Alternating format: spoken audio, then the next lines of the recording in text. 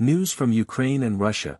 Putin praises courageous Trump after election victory, while Zelensky rejects ceasefire. Russian President Vladimir Putin congratulated Donald Trump on his victory in the U.S. presidential election and said Moscow is ready to talk to him. In his first comments since Trump's election victory, Putin said the president-elect had acted like a real man during the assassination attempt in Pennsylvania in July. Trump's victory has caused concern in Ukraine, where Russian troops have been advancing rapidly in recent days amid fears that Trump might curtail U.S. support for Kyiv. But Ukrainian President Volodymyr Zelensky praised Trump's election victory and described his recent phone call with Trump as great. He denounced the demand for a ceasefire without security guarantees as nonsense. The Biden administration pledged support for Ukraine ahead of the presidential election and assured Kyiv that it would continue to receive aid after Trump takes office in January. That remains the case, White House spokeswoman Karine Jean-Pierre said.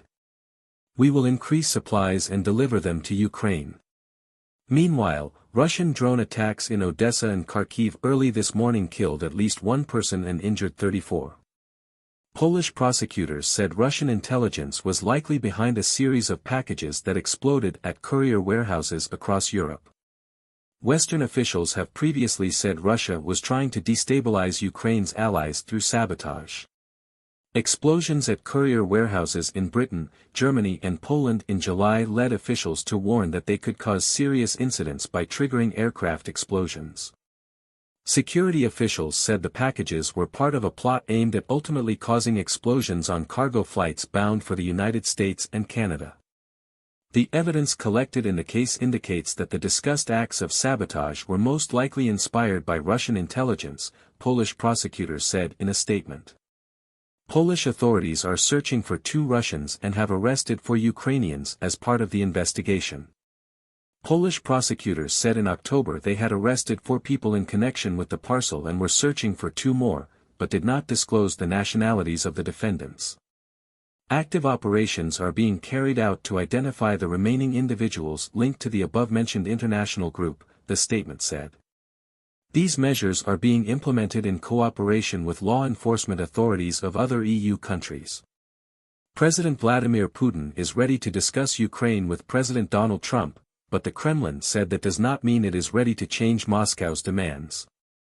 Kremlin spokesman Dmitry Peskov told reporters, the president has never said that the goals of the special military operation will be changed.